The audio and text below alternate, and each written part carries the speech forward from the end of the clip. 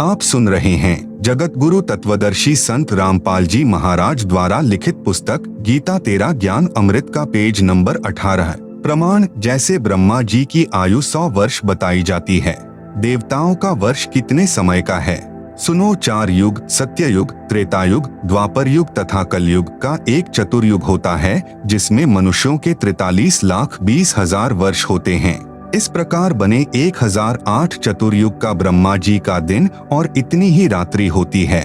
ऐसे 30 दिन रात्रि का एक महीना तथा 12 महीनों का ब्रह्मा जी का एक वर्ष हुआ। ऐसे 100 वर्ष की श्री ब्रह्मा जी की आयु है।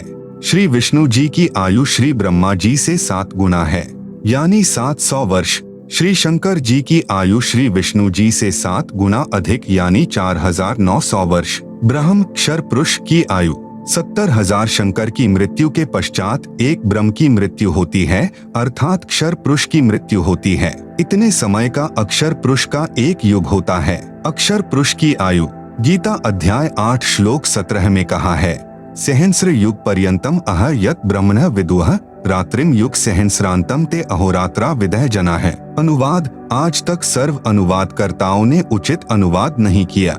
सबने ब्रह्मा का 1000 चतुर्युग लिखा है, यह गलत है। देखें इसी पुस्तक के पृष्ठ 204 से 357 तक में गीता अध्याय 8 श्लोक 17 के अनुवाद की फोटोकॉपी, जो गीता प्रेस गोरखपुर से प्रकाशित है। मूल पाठ में सहस्र युग लिखा है, न कि सहस्र चतुर्युग। इसलिए गीता अध्याय 8 श्लोक 17 का अनुवाद ऐसे बनता है, ब्रह्मणः यानी अक्षर पुरुष का, यत् यानी जो, अह यानी दिन है वह, सहस्रयुग पर्यंतम यानी 1000 युग की अवधि वाला, और रात्रिम यानी रात्रि को भी, युग सहस्रांतम यानी 1000 युग की अवधि वाली जो पुरुष, विदुः यानी जानते हैं, ते यानी वे, जना यानी व्यक्ति, अहोरात्र यानी दिन रात को, विदः यानी जानने वाले हैं। भावार्थ। इस श्लोक में ब्रह्मा शब्द मूल पाठ में नहीं है और न ही चतुर्युग शब्द मूल पाठ में है। इसमें ब्रह्मणः शब्द है, जिसका अर्थ सच्चिदानंद ब्रह्म अर्थात परम अक्षर ब्रह्म होता है, परंतु प्रकरण अनुसार ब्रह्मणः का अर्थ ब्रह्म से अन्य पर ब्रह्म यानी अक्षर ब्रह्म भी होता है। प्रमाण। गीता अध्याय 17 श्लोक 23 में ब्रह्मणः का अर्थ सच्चिदानंद घन ब्रह्म किया है, वह अनुवादकों ने ठीक किया है। इस गीता अध्याय 8 श्लोक 17 में आयु का प्रकरण है, इसलिए यहाँ पर ब्रह्मणः का अर्थ अक्षर ब्रह्म बनता है। यहाँ अक्षर पुरुष की आयु की जानकारी दी है। अक्षर पुरुष का एक दिन उपरोक्त 1000 युग का होता है। 70,000 शंकर की मृत्यु के पश्चात एक क्षर पुरुष की मृत्यु होती है, वह समय एक युग अक्षर पुरुष का होता है। ऐसे बने हुए 1000 युग का अक्षर पुरुष का दिन तथा इतनी ही रात्रि होती है। ऐसे 30 दिन रात्रि का एक महीना तथा 12 महीनों का अक्षर पुरुष का एक वर्ष तथा ऐसे 100 वर्ष की अक्षर पुरुष की आयु है। आप सुन रहे हैं जगत गुरु तत्वदर्शी संत रामपाल जी महाराज द्वारा लिखित पुस्तक गीता तेरा ज्ञान अमृत का पेज नंबर 19। इसके पश्चात इसकी मृत्यु होती है, इसलिए गीता अध्याय 15 श्लोक 16 में क्षर पुरुष तथा अक्षर पुरुष दोनों नाशवान कहे हैं। गीता अध्याय 15 श्लोक 17 में जो वास्तव में अविनाशी परमात्मा कहा है, यह परमात्मा सर्व प्राणियों के नष्ट होने पर भी नाश में नहीं आता। प्रमाण। गीता अध्याय 8 श्लोक 20 से 22 में स्पष्ट है कि वह परम अक्षर ब्रह्म सब प्राणियों के नष्ट होने पर भी कभी नष्ट नहीं होता। उदाहरण, जैसे सफेद मिट्टी के बने कप प्लेट होते हैं, उनका ज्ञान है कि हाथ से छूटे और पक्के फर्श पर गिरे और टूटे, अर्थात नाशवान क्षर है। यह स्थिति तो क्षर पुरुष की जानो। दूसरे कप प्लेट स्टील यानी इस्पात के बने हो, वे बहुत समय उपरांत जंग लगकर नष्ट होते हैं, शीघ्र नहीं टूटते व नष्ट नहीं होते। मिट्टी के बने कप प्लेट की तुलना में स्टील के कप प्लेट चिरस्थायी हैं, अविनाशी प्रतीत होते हैं, परंतु हैं नाशवान। इसी प्रकार स्थिति अक्षर पुरुष की जानो। तीसरे कप प्लेट सोने के बने हों, वे कभी नष्ट नहीं होते, उनको जंग नहीं लगता। यह स्थिति परम अक्षर ब्रह्म की जानो। यह वास्तव में अविनाशी हैं, इसलिए प्रकरणवश अक्षर का अर्थ नाशवान भी होता है, वास्तव में अक्षर का अर्थ अविनाशी होता है। उदाहरण के लिए गीता अध्याय 8 श्लोक 11 में मूल पाठ यत अक्षरम वेद विदः वदन्ति विशन्ति यत यतयः बीतरागाः यत इच्छन्तः ब्रह्मचर्यम चरन्ति तत्ते पदम संग्रहेण प्रवक्षे। अनुवाद, इस श्लोक में अक्षर का अर्थ अविनाशी परमात्मा के लिए है। वेद विदः यानी तत्वदर्शी संत अर्थात वेद के तात्पर्य को जानने वाले महात्मा, यत यानी जिसे, अक्षरम यानी अविनाशी, वदन्ति यानी कहते हैं, यतयः यानी साधनारत, बीतरागा यानी आसक्ति रहित साधक, यत यानी जिस लोक में, विशन्ति यानी प्रवेश करते हैं, और यत यानी जिस परमात्मा को, इच्छन्तः यानी चाहने वाले साधक, ब्रह्मचर्यम यानी ब्रह्मचर्य अर्थात शिष्य परंपरा का, चरंती यानी आचरण करते हैं, तत् यानी उस, पदम यानी पद को, ते यानी तेरे लिए मैं, संग्रहेण यानी संक्षेप में, प्रवक्षे यानी कहूँगा। इस श्लोक में अक्षर का अर्थ अविनाशी परमात्मा ठीक है। कबीर जी ने सूक्ष्म वेद में कहा है कि गुरु बिन काहू न पाया ज्ञाना, जो थोथा भुस छिड़े मूढ़ किसाना। गुरु बिन वेद पढ़े जो प्राणी, समझे ना सार रहे अज्ञानी। प्रश्न नंबर 10, आप पूर्ण मोक्ष किसे मानते हैं?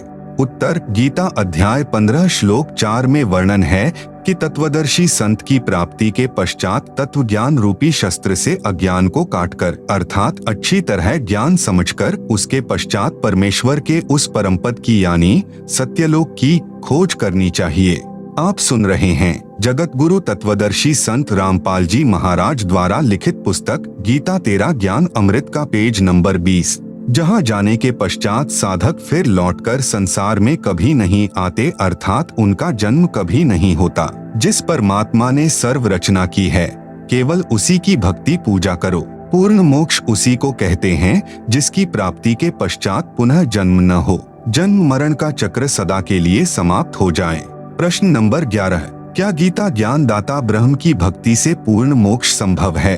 उत्तर, नहीं। प्रश्न नंबर 12, गीता अध्याय 8 श्लोक 16 में प्रमाण है कि गीता ज्ञान दाता ने कहा है कि हे अर्जुन, मुझे प्राप्त होकर पुनर्जन्म नहीं होता। आप कैसे कहते हैं कि ब्रह्म भक्ति से पूर्ण मोक्ष संभव नहीं? उत्तर, श्री देवी महापुराण सचित्र मोटा टाइप केवल हिंदी गीता प्रेस गोरखपुर से प्रकाशित के 7वें स्कंध पृष्ठ 562 से 563 पर प्रमाण है कि श्री देवी जी ने राजा हिमालय को उपदेश देते हुए कहा है कि हे राजन, अन्य सब बातों को छोड़कर मेरी भक्ति भी छोड़कर केवल एक ओम नाम का जाप कर, ब्रह्म प्राप्ति का यही एक मंत्र है। इससे संसार के उस पार जो ब्रह्म है उसको पा जाओगे, तुम्हारा कल्याण हो। वह ब्रह्मलोक रूपी दिव्य आकाश में रहता है। भावार्थ है कि ब्रह्म साधना का केवल एक ओम नाम का जाप है। इससे ब्रह्म की प्राप्ति होती है और वह साधक ब्रह्मलोक में चला जाता है। इसी गीता अध्याय 8 श्लोक 16 में कहा है कि ब्रह्मलोक सहित सर्वलोक पुनरावर्ती में है, अर्थात ब्रह्मलोक में गए साधक का भी पुनर्जन्म होता है। ब्रह्म की भक्ति से पूर्ण मोक्ष नहीं होता। इस गीता अध्याय 8 श्लोक 16 का अनुवाद गीता प्रेस गोरखपुर से प्रकाशित गीता में तथा अन्य प्रकाशन की गीता में गलत किया है। गीता अध्याय 8 श्लोक 16, आ ब्रह्म भुवनात् लोकाः पुनरावर्तिनः अर्जुन माम उपेत्य तु कौन्ते पुनर्जन्म न विद्यते। इसका अनुवाद गलत किया है जो इस प्रकार है, हे अर्जुन, ब्रह्म लोक पर्यंत सब लोग पुनरावर्ती में हैं, अर्थात जहाँ जाने के पश्चात पुनः संसार में लौटकर आना पड़े, परंतु मुझे प्राप्त होकर पुनः जन्म नहीं होता। यह अनुवाद गलत है। देखें इसी पुस्तक के पृष्ठ 204 से 357 पर अध्याय 8 श्लोक 16 का अनुवाद जो गीता प्रेस गोरखपुर वालों ने किया है, उसी की फोटोकॉपी लगाई है। इसका वास्तविक अनुवाद इस प्रकार है, ब्रह्मलोक तक सर्वलोक पुनरावर्ती में हैं, अर्थात ब्रह्मलोक में भी गए व्यक्तियों का पुनर्जन्म होता है जो यह नहीं जानते हैं। हे अर्जुन, मुझे प्राप्त होकर भी उनका पुनर्जन्म है। इस श्लोक में विद्यते शब्द का अर्थ जानना बनता है। आप सुन रहे हैं जगत गुरु तत्वदर्शी संत रामपाल जी महाराज द्वारा लिखित पुस्तक गीता तेरा ज्ञान अमृत का पेज नंबर 21। गीता अध्याय 6 श्लोक 23 में विद्यात शब्द का अर्थ जानना किया है। यहाँ इस श्लोक में भी विद्यते का अर्थ जानना बनता है। देखें इसी पुस्तक में इसी श्लोक की फोटोकॉपी में। अधिक स्पष्ट करने के लिए गीता अध्याय 8 श्लोक 15 पर्याप्त है। मूल पाठ माम उपेत्य पुनर्जन्म दुखालयम अशाश्वतम न आपनुवंती महात्मनः संसिद्धिम परमाम गता है। अनुवाद, माम यानी मुझे प्राप्त होकर, पुनर्जन्म यानी पुनर्जन्म होता है, जो अशाश्वतम यानी नाशवान जीवन, दुखालयम यानी दुखों का घर है, परमाम यानी परम, संसिद्धिम गता यानी सिद्धि को प्राप्त, महात्मयः यानी महात्माजन, न आपनुवंती यानी पुनर्जन्म को प्राप्त नहीं होते। गीता अध्याय 8 श्लोक 15। भावार्थ, गीता ज्ञान दाता ने कहा है कि मुझे प्राप्त होकर तो दुखों का घर यह क्षणभंगुर जीवन जन्म मरण होता है। जो महात्मा परम गति को प्राप्त हो जाते हैं उनका पुनर्जन्म नहीं होता। विचारें, यदि गीता अध्याय 8 श्लोक 1 से 10 तक का सारांश निकालें जो इस प्रकार है। अर्जुन ने पूछा, गीता अध्याय 8 श्लोक 1 की तत्ब्रह्म क्या है? गीता ज्ञान दाता ने गीता अध्याय 8 श्लोक 3 में उत्तर दिया कि वह परम अक्षर ब्रह्म है। फिर गीता ज्ञान दाता ने अध्याय 8 श्लोक 5 व 7 में अपनी भक्ति करने को कहा है तथा गीता अध्याय 8 श्लोक 8, 9, 10 में परम अक्षर ब्रह्म की भक्ति करने को कहा है। अपनी भक्ति का मंत्र गीता अध्याय 8 श्लोक 13 में बताया है कि मुझ ब्रह्म का केवल एक ओम अक्षर है। उच्चारण करके स्मरण करता हुआ जो शरीर त्याग कर जाता है वह परम गति को प्राप्त होता है। पूर्व में श्री देवी पुराण से सिद्ध कर आए हैं कि ओम का जाप करके ब्रह्म लोक प्राप्त होता है।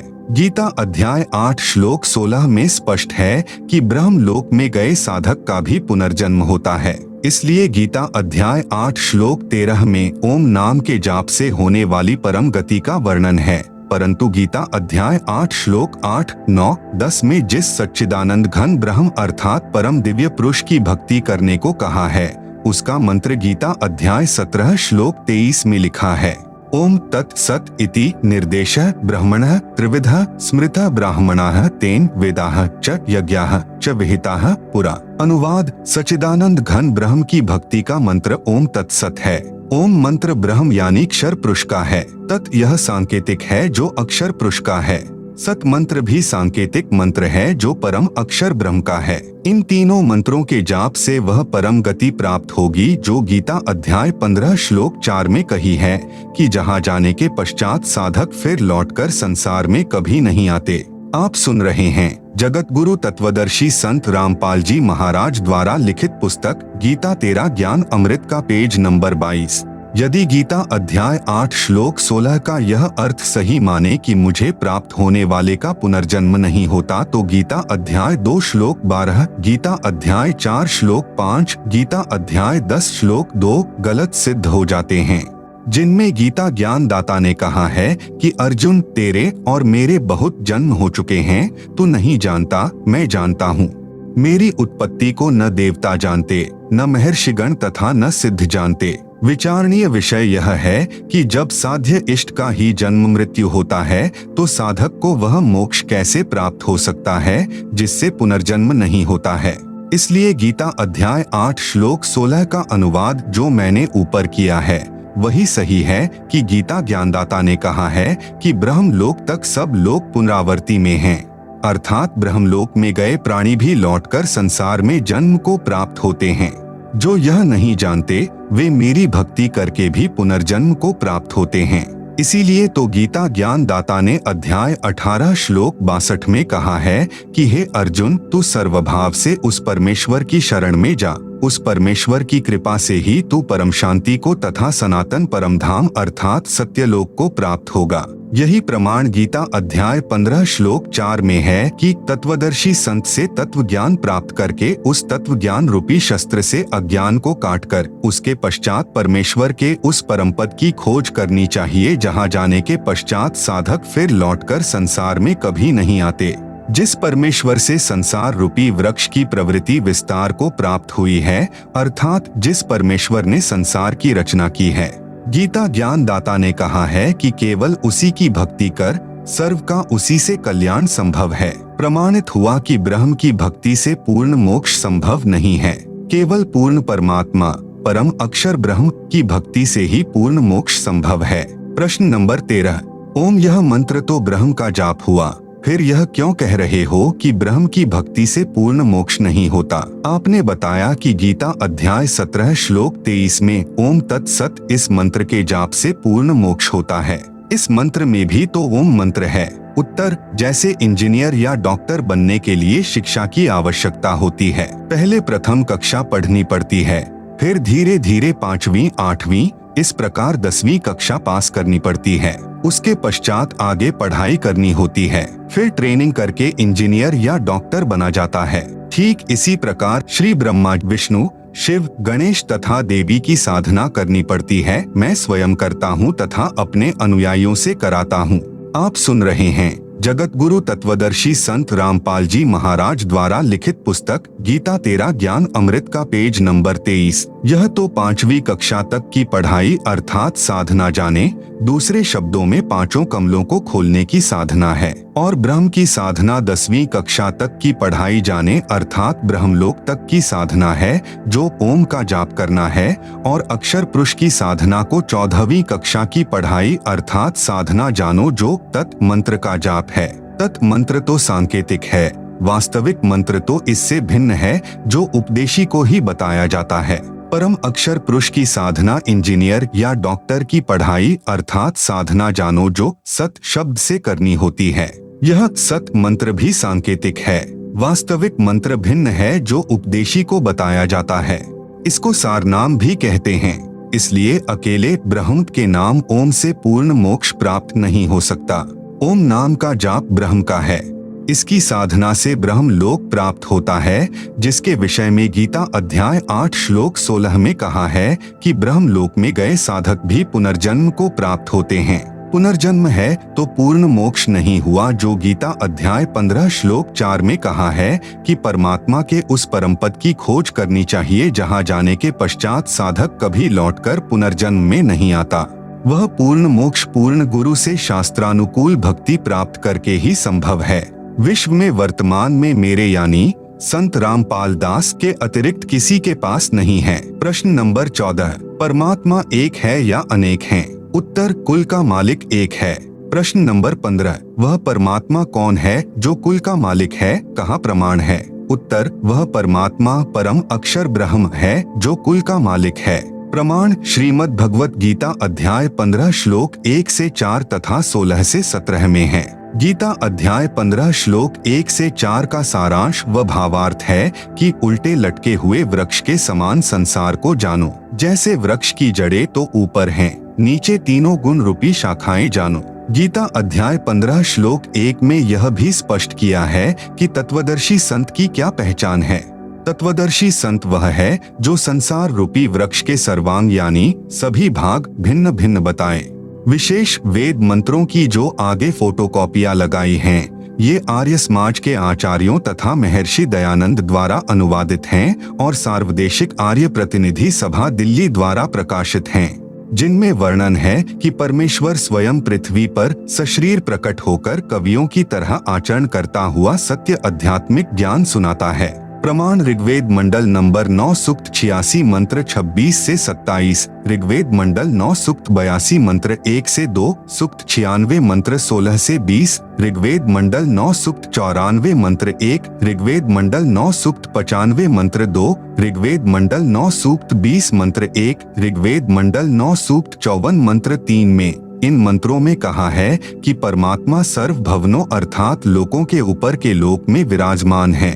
आप सुन रहे हैं जगत गुरु तत्वदर्शी संत रामपाल जी महाराज द्वारा लिखित पुस्तक गीता तेरा ज्ञान अमृत का पेज नंबर 24। जब जब पृथ्वी पर अज्ञान की वृद्धि होने से अधर्म बढ़ जाता है, तो परमात्मा स्वयं सशरीर चलकर पृथ्वी पर प्रकट होकर यथार्थ अध्यात्म ज्ञान का प्रचार लोकोक्तियों, शब्दों, चौपाइयों, साखियों, कविताओं के माध्यम से कवियों जैसा आचरण करके घूम फिरकर करता है, जिस कारण से एक प्रसिद्ध कवि की उपाधि भी प्राप्त करता है। कृपया देखें उपरोक्त मंत्रों की फोटोकॉपी इसी पुस्तक के पृष्ठ 104 से 119 पर। परमात्मा ने अपने मुख कमल से ज्ञान बोलकर सुनाया था।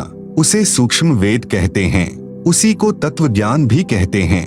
तत्व ज्ञान का प्रचार करने के कारण परमात्मा तत्वदर्शी संत भी कहलाने लगता है। उस तत्वदर्शी संत रूप में प्रकट परमात्मा ने संसार रूपी वृक्ष के सर्वांग इस प्रकार बताए। कबीर, अक्षर पुरुष एक वृक्ष है, क्षर पुरुष वाकी डार, तीनों देवा शाखा हैं, पात रूप संसार। भावार्थ, वृक्ष का जो हिस्सा पृथ्वी से बाहर दिखाई देता है उसको तना कहते हैं। जैसे संसार रूपी वृक्ष का तना तो अक्षर पुरुष है, तने से मोटी डार निकलती है, वह अक्षर पुरुष जानो। डार के मानो 3 शाखाएं निकलती हों, उनको तीनों देवता रजगुण ब्रह्मा जी, सतगुण विष्णु जी तथा तमगुण शिव हैं, तथा इन शाखाओं पर टहनियों व पत्तों को संसार जानो। इस संसार रूपी वृक्ष के उपरोक्त भाग जो पृथ्वी से बाहर दिखाई देते हैं, मूल यानी जड़े जमीन के अंदर हैं, जिनसे वृक्ष के सर्वांगों का पोषण होता है। गीता अध्याय 15 श्लोक 16 से 17 में 3 पुरुष कहे हैं। श्लोक 16 में 2 पुरुष कहे हैं, क्षर पुरुष तथा अक्षर पुरुष, दोनों की स्थिति ऊपर बता दी है। गीता अध्याय 15 श्लोक 16 में भी कहा है कि क्षर पुरुष तथा अक्षर पुरुष दोनों नाशवान हैं। इनके अंतर्गत जितने भी प्राणी हैं वे भी नाशवान हैं, परंतु आत्मा तो किसी की भी नहीं मरती। गीता अध्याय 15 श्लोक 17 में कहा है कि उत्तम पुरुष अर्थात पुरुषोत्तम तो क्षर पुरुष और अक्षर पुरुष से भिन्न है, जिसको परमात्मा कहा गया है। इसी प्रभु की जानकारी गीता अध्याय 8 श्लोक 3 में है, जिसको परम अक्षर ब्रह्म कहा है। गीता अध्याय 15 श्लोक 17 में इसी का वर्णन है। यही प्रभु तीनों लोकों में प्रवेश करके सबका धारण पोषण करता है। यह वास्तव में अविनाशी परमेश्वर है। मूल से ही वृक्ष की परवरिश होती है, इसलिए सबका धारण पोषण करने वाला परम अक्षर ब्रह्म है। जैसे पूर्व में गीता अध्याय 15 श्लोक 1 से 4 में बताया है कि ऊपर को जड़ यानी मूल वाला, नीचे को शाखा वाला संसार रूपी वृक्ष है। जड़ से ही वृक्ष का धारण पोषण होता है, इसलिए परम अक्षर ब्रह्म जो संसार रूपी वृक्ष की जड़ यानी मूल है, यही सर्व पुरुषों यानी प्रभुओं का पालनहार, इनका विस्तार यानी रचना करने वाला यानी सृजनहार है। यही कुल का मालिक है। आप सुन रहे हैं जगत गुरु तत्वदर्शी संत रामपाल जी महाराज द्वारा लिखित पुस्तक गीता तेरा ज्ञान अमृत का पेज नंबर 25। प्रश्न नंबर 16, क्या रजगुण ब्रह्मा, सतगुण विष्णु तथा तमगुण शंकर यानी शिव की पूजा यानी भक्ति करनी चाहिए? उत्तर, नहीं। प्रश्न नंबर 17, कहाँ प्रमाण है कि रजगुण ब्रह्मा, सतगुण विष्णु तथा तमगुण शंकर यानी शिव की पूजा यानी भक्ति नहीं करनी चाहिए? उत्तर, श्रीमद् भगवत गीता अध्याय 7 श्लोक 12 से 15, 20 से 23 तथा गीता अध्याय 9 श्लोक 23 से 24, गीता अध्याय 7 श्लोक 12 से 15 में प्रमाण है कि जो व्यक्ति रजगुण ब्रह्मा, सतगुण विष्णु तथा तमगुण शिव की भक्ति करते हैं, वे राक्षस स्वभाव को धारण किए हुए मनुष्यों में नीच दूषित कर्म करने वाले मूर्ख मुझे भी नहीं भजते। यह प्रमाण गीता अध्याय 7 श्लोक 12 से 15 में है। फिर गीता अध्याय 7 के ही श्लोक 20 से 23 तथा गीता अध्याय 9 श्लोक 23 से 24 में यही कहा है। और क्षर पुरुष, अक्षर पुरुष तथा परम अक्षर पुरुष गीता अध्याय 15 श्लोक 16 से 17 में जिनका वर्णन है को छोड़कर श्री ब्रह्मा, श्री विष्णु तथा श्री शिव जी अन्य देवताओं में गिने जाते हैं। इन दोनों अध्यायों यानी गीता अध्याय 7 तथा अध्याय 9 में ऊपर लिखे श्लोकों में गीता ज्ञान दाता ने कहा है कि जो साधक जिस भी उद्देश्य को लेकर अन्य देवताओं को भजते हैं, वे भगवान समझकर भजते हैं। उन देवताओं को मैंने कुछ शक्ति प्रदान कर रखी है। देवताओं के भजने वालों को मेरे द्वारा किए विधान से कुछ लाभ मिलता है, परंतु उन अल्प बुद्धि वालों का वह फल नाशवान होता है। देवताओं को पूजने वाले देवताओं के लोक में जाते हैं, मेरे पुजारी मुझे प्राप्त होते हैं।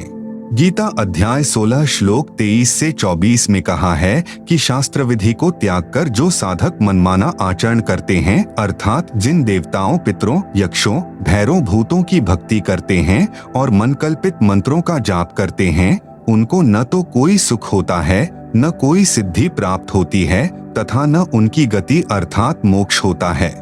इससे तेरे लिए है अर्जुन, कर्तव्य यानी जो भक्ति करनी चाहिए और अकर्तव्य यानी जो भक्ति न करनी चाहिए की व्यवस्था में शास्त्र ही प्रमाण है। गीता अध्याय 17 श्लोक 1 में अर्जुन ने पूछा कि हे कृष्ण, क्योंकि अर्जुन मान रहा था कि श्री कृष्ण ही ज्ञान सुना रहा है, परंतु श्री कृष्ण के शरीर में प्रेत की तरह प्रवेश करके काल यानी ब्रह्म ज्ञान बोल रहा था, जो पहले प्रमाणित किया जा चुका है। जो व्यक्ति शास्त्र विधि को त्याग कर अन्य देवताओं आदि की पूजा करते हैं, वे स्वभाव में कैसे होते हैं? गीता ज्ञान दाता ने उत्तर दिया कि सात्विक व्यक्ति देवताओं का पूजन करते हैं, राजसी व्यक्ति यक्षों व राक्षसों की पूजा तथा तामसी व्यक्ति प्रेत आदि की पूजा करते हैं। ये सब शास्त्र विधि रहित कर्म हैं। फिर गीता अध्याय 17 श्लोक 5 से 6 में कहा है कि जो मनुष्य शास्त्र विधि से रहित केवल मनकल्पित घोर तप को तपते हैं, वे दंभी यानी ढोंगी हैं और शरीर के कमलों में विराजमान शक्तियों को तथा मुझे भी क्रश करने वाले राक्षस स्वभाव के अज्ञानी जान। आप सुन रहे हैं जगत गुरु तत्वदर्शी संत रामपाल जी महाराज द्वारा लिखित पुस्तक गीता तेरा ज्ञान अमृत का पेज नंबर 26। सूक्ष्म वेद में भी परमेश्वर जी ने कहा है कि कबीर माई मसानी सेठ शीतला भैरव भूत हनुमंत परमात्मा से न्यारा रहे, जो इनको पूजंत। राम भजै तो राम मिले, देव भजै सो देव, भूत भजै सो भूत भवै, सुनो सकल सुरभे। स्पष्ट हुआ कि श्री ब्रह्मा जी रजगुण, श्री विष्णु जी सतगुण तथा श्री शिव जी तमगुण की पूजा यानी भक्ति नहीं करनी चाहिए तथा इसके साथ साथ भूतों पितरों की पूजा, श्राद्ध कर्म, 13वीं पिंडोदक क्रिया, सब प्रेत पूजा होती है। भैरव तथा हनुमान जी की पूजा भी नहीं करनी चाहिए। प्रश्न नंबर 18, क्या अक्षर पुरुष यानी ब्रह्म की पूजा यानी भक्ति करनी चाहिए या नहीं? उत्तर, यदि पूर्ण मोक्ष चाहते हो, जो गीता अध्याय 15 श्लोक 4 में बताया है कि तत्व ज्ञान प्राप्ति के पश्चात परमेश्वर के उस परम पद की खोज करनी चाहिए, जहां जाने के पश्चात साधक लौटकर फिर कभी संसार में जन्म नहीं लेता, तो अक्षर पुरुष यानी ब्रह्म, जो संसार रूपी वृक्ष की डार है, की पूजा भक्ति नहीं करनी चाहिए। प्रश्न नंबर 19, पूर्व में जितने ऋषि महर्षि हुए हैं, वे सब ब्रह्म की पूजा करते और कराते थे। ओम नाम को सबसे बड़ा तथा उत्तम मंत्र जाप करने का बताते थे। क्या वे अज्ञानी थे? यदि ब्रह्म की भक्ति उत्तम नहीं है, तो गीता में कोई प्रमाण बताएं। उत्तर, पूर्व में बताया गया है कि यथार्थ अध्यात्म ज्ञान स्वयं परमेश्वर यानी परम अक्षर ब्रह्म धरती पर सशरीर प्रकट होकर ठीक ठीक बताता है। देखें प्रमाण वेद मंत्रों में इसी पुस्तक के पृष्ठ 104 पर परमेश्वर द्वारा बताए ज्ञान को सूक्ष्म वेद यानी तत्व ज्ञान कहा गया है। तत्व ज्ञान में परमात्मा ने बताया है कि गुरु बिन काहू न पाया ज्ञाना, जो थोथा भुस छड़े मूढ़ किसाना। गुरु बिन वेद पढ़े जो प्राणी, समझे ना सार रहे अज्ञानी। जिन ऋषियों व महर्षियों को सतगुरु नहीं मिला, उनकी यह दशा थी कि वेद पढ़ते थे परंतु वेदों का सार नहीं समझ सके। उदाहरण के लिए श्री देवी पुराण सचित्र मोटा टाइप गीता प्रेस गोरखपुर से प्रकाशित के पृष्ठ 414 पर चौथे स्कंद में लिखा है कि सत्ययुग के ब्राह्मण यानी महर्षि वेद के पूर्ण विद्वान होते थे और श्री देवी यानी दुर्गा की पूजा करते थे। विचार करें, श्रीमद् भगवत गीता चारों वेदों का सारांश है। आप जी गीता जी को तो जानते ही हो, पढ़ते भी होंगे। क्या गीता में कहीं लिखा है कि श्री देवी की पूजा करो?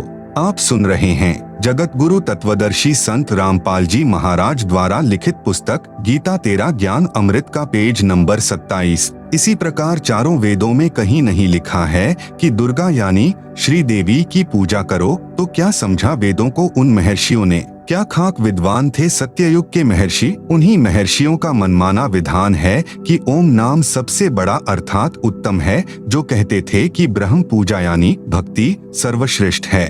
प्रिय पाठ को जो ब्रह्म की पूजा इष्ट देव मानकर करते थे, वे अज्ञानी थे। उनकी ब्रह्म साधना अनुत्तम गति देने वाली है। गीता में प्रमाण श्रीमद् भगवत गीता अध्याय 7 श्लोक 12 से 15 में तो बताया है कि जो तीनों गुणों रजगुण ब्रह्मा, सतगुण विष्णु तथा तमगुण शंकर की पूजा करने वाले राक्षस स्वभाव को धारण किए हुए मनुष्यों में नीच दूषित कर्म करने वाले मूर्ख मुझे भी नहीं भजते। यह गीता ज्ञान दाता ने कहा है। फिर गीता अध्याय 7 के ही श्लोक 16 से 18 तक में गीता ज्ञान दाता यानी ब्रह्म ने कहा है कि मेरी भक्ति 4 प्रकार से करते हैं, अर्थार्थी, आर्त, जिज्ञासु तथा ज्ञानी।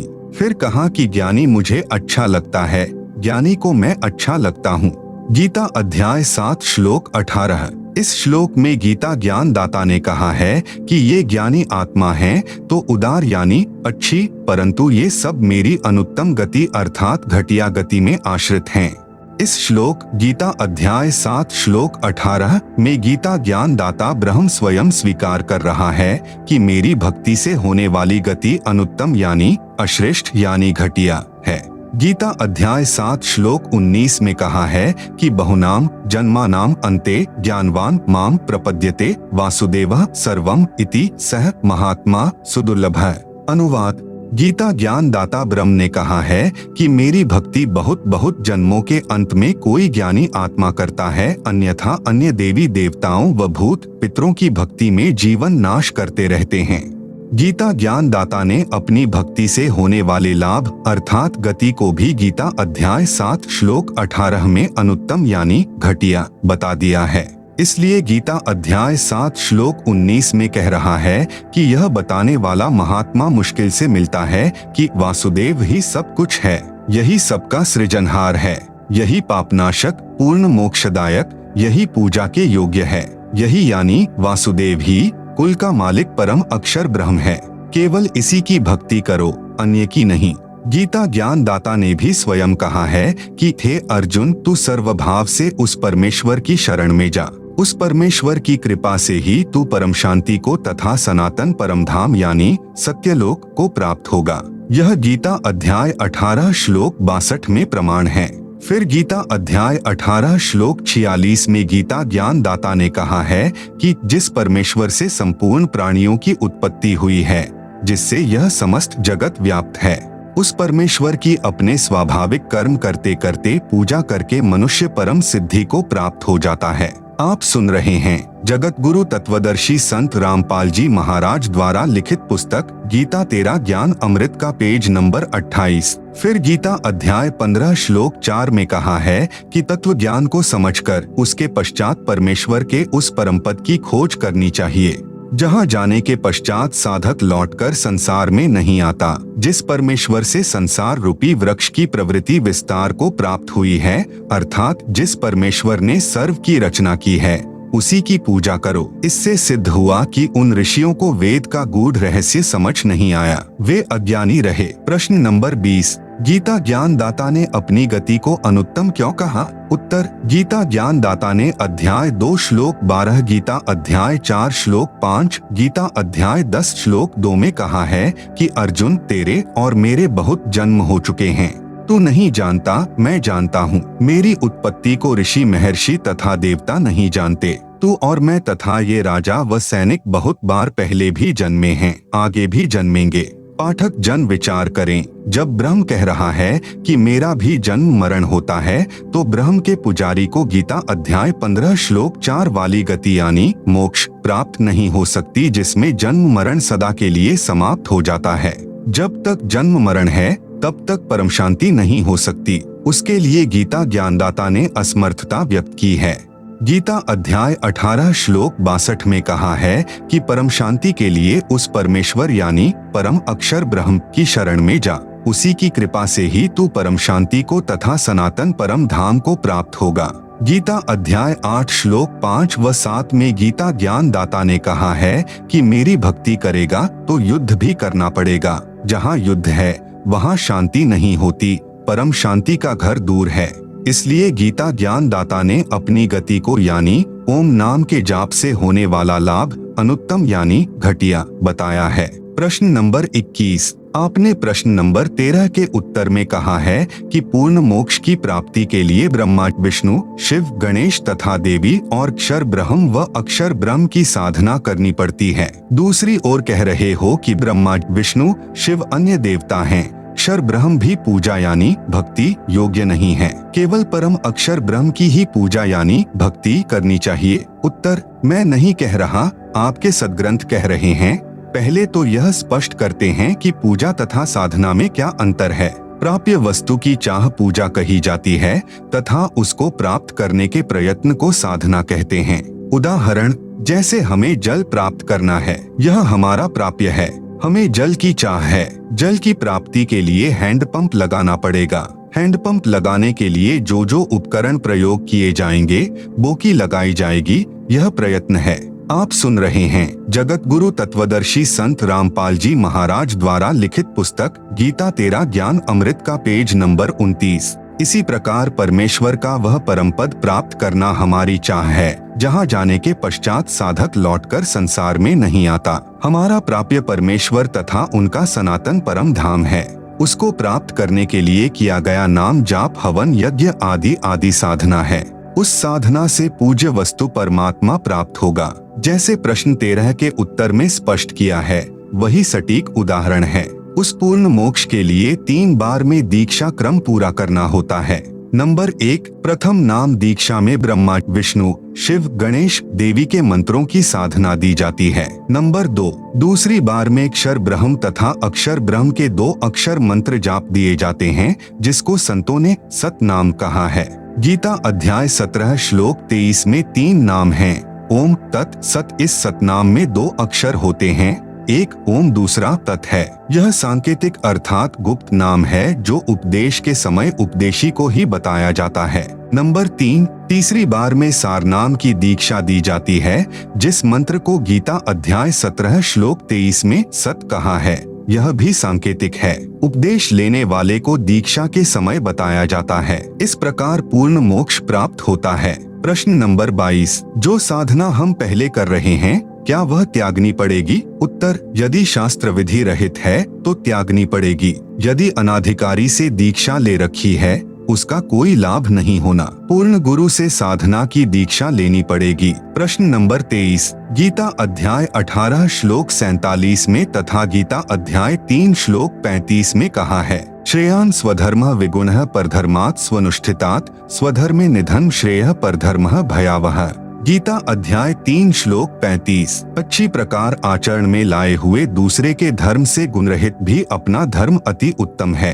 अपने धर्म में तो मरना भी कल्याणकारक है और दूसरे का धर्म भय को देने वाला है। उत्तर, यह अनुवाद गलत है। यदि यह बात सही है कि अपना धर्म चाहे गुणरहित हो तो भी उसे नहीं त्यागना चाहिए, तो फिर श्रीमद् भगवत गीता का ज्ञान 18 अध्यायों के 700 श्लोकों में लिखने की क्या आवश्यकता थी? एक यह श्लोक पर्याप्त था कि अपनी साधना जैसी भी हो उसे करते रहो, चाहे वह गुणरहित यानी लाभ रहित भी क्यों न हो। फिर गीता अध्याय 7 श्लोक 12 से 15 में यह क्यों कहा कि रजगुण ब्रह्मा, सतगुण विष्णु तथा तमगुण शिव की पूजा राक्षस स्वभाव को धारण किए हुए मनुष्यों में नीच दूषित कर्म करने वाले मूर्ख लोग मुझे नहीं भजते। आप सुन रहे हैं जगत गुरु तत्वदर्शी संत रामपाल जी महाराज द्वारा लिखित पुस्तक गीता तेरा ज्ञान अमृत का पेज नंबर 30। गीता ज्ञान दाता ने उन साधकों से उनका धर्म अर्थात धार्मिक साधना त्यागने को कहा है तथा गीता अध्याय 7 के ही श्लोक 20 से 23 में कहा है कि जो मेरी पूजा न करके अन्य देवताओं की पूजा करते हैं, वे अज्ञानी हैं। उनकी साधना से शीघ्र समाप्त होने वाला सुख यानी स्वर्ग समय प्राप्त होता है। फिर अपनी धार्मिक पूजा अर्थात धर्म भी त्यागने को कहा है। पूर्ण लाभ के लिए परम अक्षर ब्रह्म का धर्म अर्थात धार्मिक साधना ग्रहण करने के लिए कहा है। गीता अध्याय 3 श्लोक 35 का यथार्थ अनुवाद इस प्रकार है। अनुवाद, विगुणः परधर्मात् स्वनुष्ठितात्, यानी दूसरों के गुण रहित अर्थात लाभ रहित अच्छी प्रकार चमक धमक वाले धर्म अर्थात धार्मिक कर्म से, स्वधर्मः यानी अपना शास्त्र विधि अनुसार धार्मिक कर्म, श्रेयान् यानी अति उत्तम है, स्वधर्मे यानी अपने शास्त्र विधि अनुसार धर्म कर्म के संघर्ष में, निधनम यानी मरना भी, श्रेयः यानी कल्याणकारक है, परधर्म यानी दूसरों का धार्मिक कर्म, भयावह यानी भय को देने वाला है। भावार्थ है कि जैसे जागरण वगैरह होता है तो उसमें बड़ी सुरीली तान में सुरीले गीत गाए जाते हैं, तड़क भड़क भी होती है। अपने शास्त्र विधि अनुसार धर्म कर्म में केवल नाम जाप या सामान्य तरीके से आरती की जाती है। किसी भी वेद या गीता में श्री देवी जी की पूजा तथा जागरण करने की आज्ञा नहीं है, जिस कारण शास्त्र विधि त्याग कर मनमाना आचरण हुआ, इसलिए व्यर्थ है। दूसरों का शास्त्र विधि रहित धार्मिक कर्म देखने में अच्छा लगता है, उसमें लोग दिखावा अधिक होता है, तो सत्य साधना करने वाले को दूसरों के धार्मिक कर्म को देखकर डर बन जाता है कि कहीं हमारी भक्ति ठीक न हो, परंतु तत्व ज्ञान को समझने के पश्चात यह भय समाप्त हो जाता है। तत्व ज्ञान में बताया है कि दुर्गा ध्यान पड़े जिस बगड़म ता संगति डूबे सब नगरम, दंभ करे डूंगर चढ़े अंतर झीनी झूल, जग जाने बंदगी करें बोवे सूल बबूल। इसलिए विगुण अर्थात लाभ रहित धार्मिक साधना को त्याग कर सत्य साधना शास्त्र विधि अनुसार करने से ही कल्याण होगा। प्रश्न नंबर 24, मैंने पारखी संत श्री अभिलाष दास के विचार सुने थे। वे कह रहे थे कि संसार का कोई रचने वाला भगवान वगैरह नहीं है, यह नर मादा के संयोग से बनता है फिर समाप्त हो जाता है, कोई भगवान नहीं है, जीव ही ब्रह्म है, जीव ही करता है। अभिलाष दास के ये विचार उचित हैं या अनुचित? उत्तर, इसका उत्तर श्रीमद् भगवत गीता अध्याय 16 श्लोक 6 से 10 में विस्तार से दिया गया है। कहा है कि जो आसुरी प्रकृति के लोग होते हैं वे कहा करते हैं कि संसार बिना ईश्वर के है, स्त्री पुरुष से उत्पन्न है अर्थात नर मादा से उत्पन्न है, इसका कोई कर्ता नहीं है। ऐसे व्यक्ति संसार का नाश अर्थात बुरा करने के लिए ही जन्म लेते हैं। आप सुन रहे हैं जगत गुरु तत्वदर्शी संत रामपाल जी महाराज द्वारा लिखित पुस्तक गीता तेरा ज्ञान अमृत का पेज नंबर 31। वास्तविकता यह है कि परमात्मा सर्व संसार का सृजनहार है, जीव ब्रह्म नहीं है। ब्रह्म का अर्थ प्रभु यानी स्वामी होता है। जैसे नंबर 1 ब्रह्म जिसको क्षर पुरुष भी कहा गया है 21 ब्रह्मांडों का स्वामी है। नंबर 2 अक्षर ब्रह्म जिसको अक्षर पुरुष भी कहा गया है, गीता अध्याय 15 श्लोक 16, यह 7 शंख ब्रह्मांडों का स्वामी है। नंबर 3 पूर्ण ब्रह्म जिसको गीता अध्याय 8 श्लोक 3 में परम अक्षर ब्रह्म कहा है, असंख्य ब्रह्मांडों का स्वामी है, यह कुल का मालिक है। यह कहना कि कोई भगवान नहीं है, संसार केवल स्त्री पुरुष या नर मादा से उत्पन्न होता है, समाप्त हो जाता है, जीव ही करता है अर्थात जीव ही ब्रह्म है, यह पूर्णतया अनुचित है। प्रश्न नंबर 25, श्रीमद् भगवत गीता में ज्ञान दाता ने अध्याय 8 श्लोक 5 तथा 7 में कहा है कि जो पुरुष अंत काल में भी मेरा स्मरण करता हुआ शरीर त्याग कर जाता है वह मुझे प्राप्त होता है। इसलिए अर्जुन सब समय में मेरा स्मरण कर, युद्ध भी कर, मुझे ही प्राप्त होगा। इसलिए गीता अध्याय 18 श्लोक 62 में कहा है कि उस परमात्मा की शरण में जा। गीता ज्ञान दाता ने घुमा फिरा कर कहा है कि मेरी ही साधना स्मरण कर आप अन्य परमात्मा बता रहे हो, वह विश्वसनीय नहीं है। क्या गीता में कहीं और भी लिखा है गीता ज्ञान दाता से अन्य परमात्मा की भक्ति साधना करने के लिए? उत्तर, गीता अध्याय 7 श्लोक 29 में गीता ज्ञान दाता ने बताया है कि जो साधक केवल जरा यानी वृद्ध अवस्था तथा मरण यानी मृत्यु से छूटने के लिए प्रयत्नशील हैं, वे तत्ब्रह्म से परिचित हैं। अर्जुन ने गीता अध्याय 8 श्लोक 1 में पूछा कि तत्ब्रह्म क्या है? गीता ज्ञान दाता ने अध्याय 8 श्लोक 3 में बताया कि वह परम अक्षर ब्रह्म है। गीता अध्याय 8 श्लोक 5 व 7 में तो गीता ज्ञान दाता ने अपनी साधना यानी स्मरण करने को कहा है। गीता ज्ञान दाता ने गीता अध्याय 2 श्लोक 12 तथा अध्याय 4 श्लोक 5 व अध्याय 10 श्लोक 2 में अपना जन्म मरण भी कहा है कि मेरी भक्ति से परम शांति नहीं हो सकती, युद्ध भी करना पड़ेगा। गीता ज्ञान दाता का यह भी कहना है कि जन्म मरण में सदा रहेगा। तुरंत ही गीता अध्याय 8 श्लोक 8, 9 तथा 10 इन 3 श्लोकों में गीता ज्ञान दाता ने अपने से अन्य परम अक्षर ब्रह्म की भक्ति करने को कहा है कि हे पार्थ, परमेश्वर की साधना के अभ्यास योग से युक्त अन्य किसी देव या प्रभु में अपनी आस्था न रखकर एक परमेश्वर का अनन्य चित्त से स्मरण करता हुआ मनुष्य परमम दिव्यम पुरुषम याति, उस परम अलौकिक परमेश्वर अर्थात परम अक्षर ब्रह्म को ही प्राप्त होता है। गीता अध्याय 8 श्लोक 8, जो साधक परम अक्षर ब्रह्म अनादि सबका संचालक कंट्रोलर सूक्ष्म से सूक्ष्म सबके धारण पोषण करने वाले अचिंत स्वरूप सूर्य के समान प्रकाशमान अविद्या से अति परे शुद्ध चिदानंद परमेश्वर का स्मरण करता है। गीता अध्याय 8 श्लोक 9।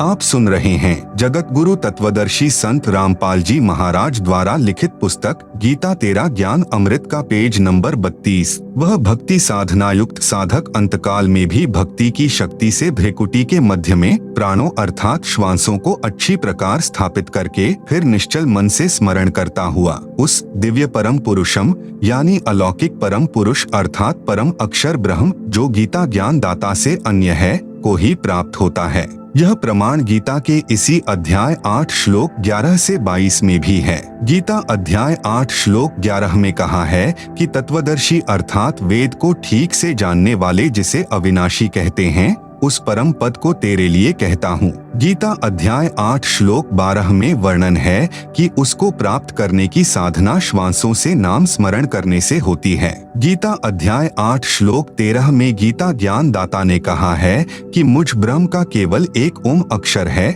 इसका स्मरण मरते दम तक करना है।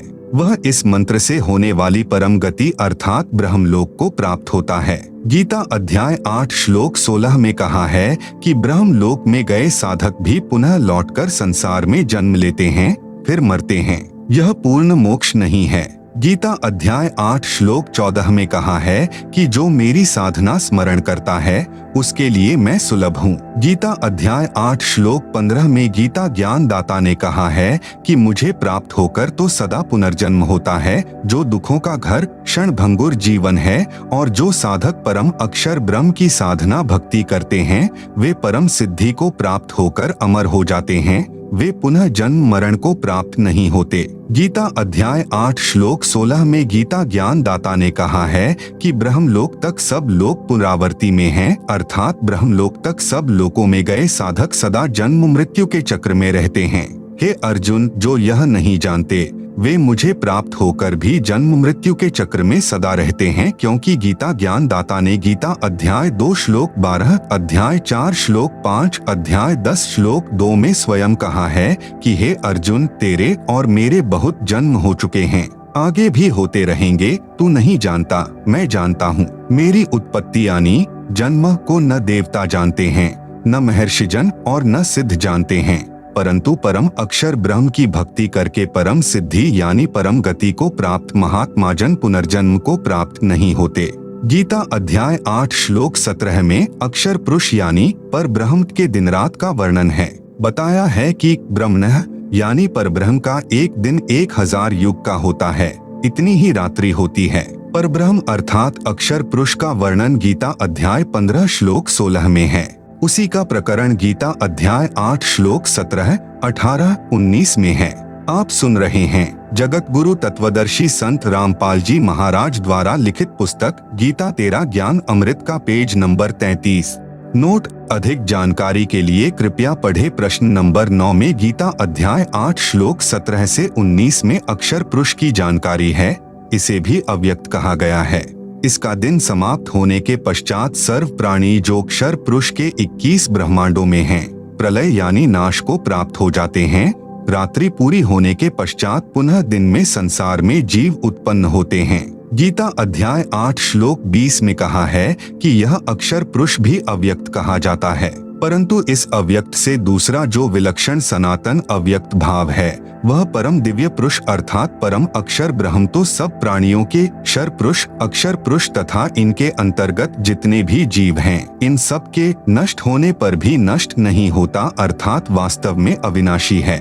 गीता अध्याय 8 श्लोक 21 में कहा है कि जो अव्यक्त अक्षर यानी अविनाशी इस नाम से कहा गया है, उस परम पुरुष की प्राप्ति को परम गति कहते हैं। जिस सनातन अव्यक्त परम पुरुष को प्राप्त होकर वापस जन्म मरण में नहीं आते, वह मेरे धाम से श्रेष्ठ धाम है। पहले मैं भी उसी में रहता था, इसलिए कहा है कि वह मेरा भी परम धाम है, क्योंकि गीता ज्ञान दाता भी उस परम सनातन धाम अर्थात सत्यलोक से निष्कासित है। इसकी पूर्ण जानकारी के लिए कृपया पढ़े सृष्टि रचना इसी पुस्तक के पृष्ठ 120 से 187 तक। गीता अध्याय 8 श्लोक 22 में स्पष्ट है। गीता ज्ञान दाता ने कहा है कि हे अर्जुन, जिस परमात्मा के अंतर्गत सर्वभूत अर्थात प्राणी हैं, क्षर पुरुष तथा इसके 21 ब्रह्मांडों के प्राणी तथा अक्षर पुरुष तथा 7 संख ब्रह्मांडों में इसके अंतर्गत जितने प्राणी आते हैं वे तथा परम अक्षर पुरुष के असंख्य ब्रह्मांडों में जितने प्राणी हैं वे परम अक्षर ब्रह्म के अंतर्गत हैं। और जिस परम अक्षर पुरुष से यह सर्व जगत परिपूर्ण अर्थात जिसने सर्व को उत्पन्न किया है, जिसकी सत्ता सर्व के ऊपर है, वह सनातन अव्यक्त परम पुरुष तो अनन्य भक्ति से प्राप्त करने योग्य है।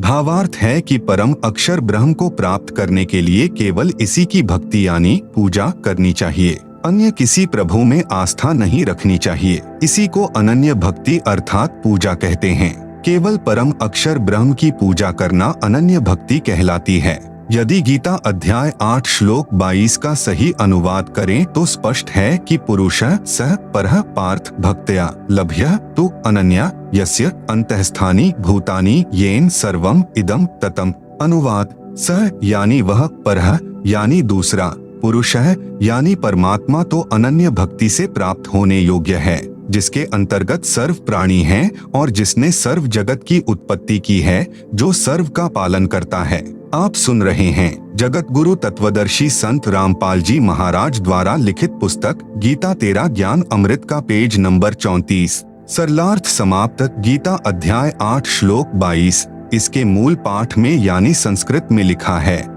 सह परः पुरुषः। पर का अर्थ गीता अध्याय 8 श्लोक 20 में परे किया है, यानी अन्य। यहाँ गीता अध्याय 8 श्लोक 22 में भी अन्य लिया जाता तो स्पष्ट हो जाता है कि गीता ज्ञान दाता से अन्य कोई समर्थ प्रभु है, जिसकी शरण में जाने के लिए गीता अध्याय 18 श्लोक 62 में गीता ज्ञान दाता ने कहा है। उपरोक्त विवरण से सिद्ध हुआ कि गीता ज्ञान दाता ने श्रीमद् भगवत गीता में अनेकों स्थानों पर अपने से अन्य परमेश्वर परम अक्षर ब्रह्म की भक्ति करने को कहा है। उसी से पूर्ण मोक्ष संभव है। जन्म मरण का चक्र सदा के लिए समाप्त हो जाता है।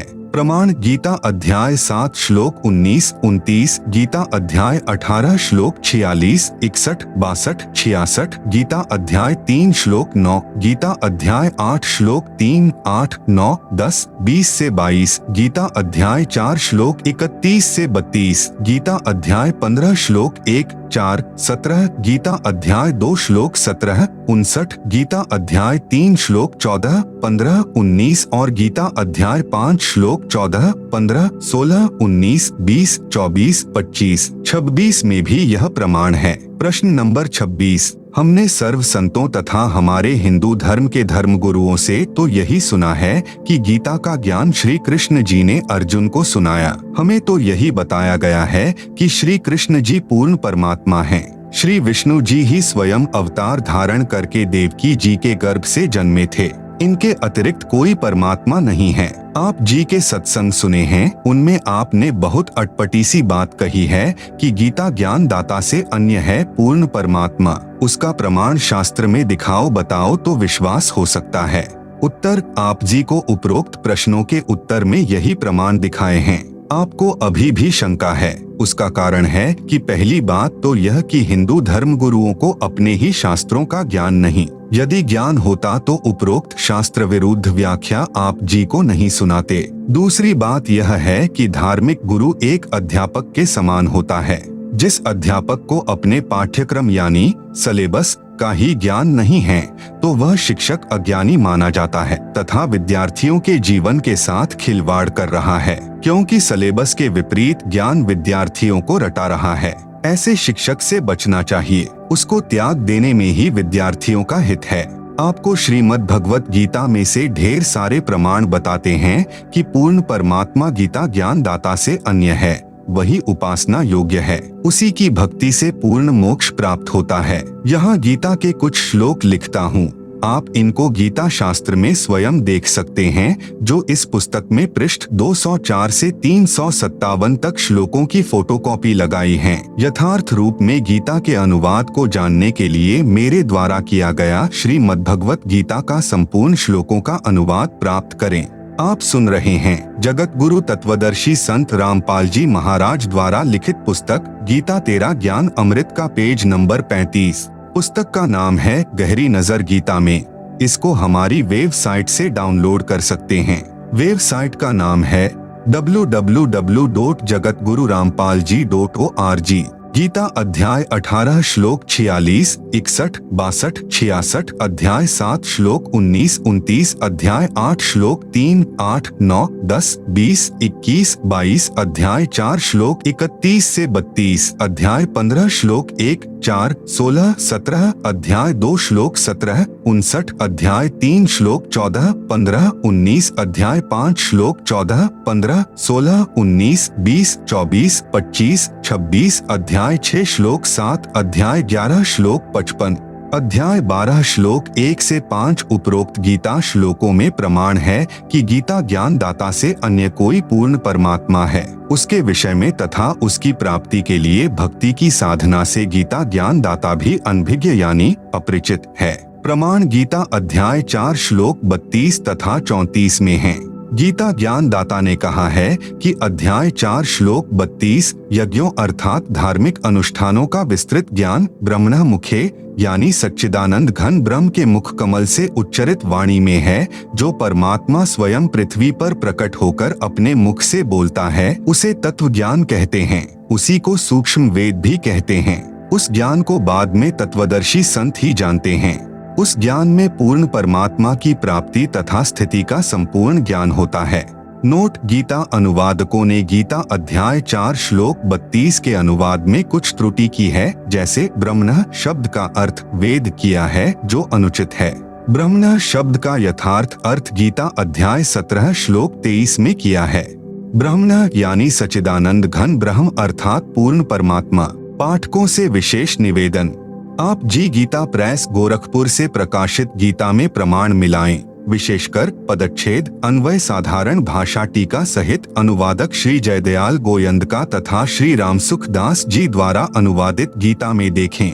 पुस्तक गीता तेरा ज्ञान अमृत में जितने श्लोक प्रमाण में लिए हैं, उन सब की फोटोकॉपी इसी पुस्तक के पृष्ठ 204 से 357 तक लगाई हैं, जो हिंदू संत विद्वान श्री जयदयाल गोयंदका द्वारा अनुवादित हैं तथा गीता प्रेस गोरखपुर से प्रकाशित हैं।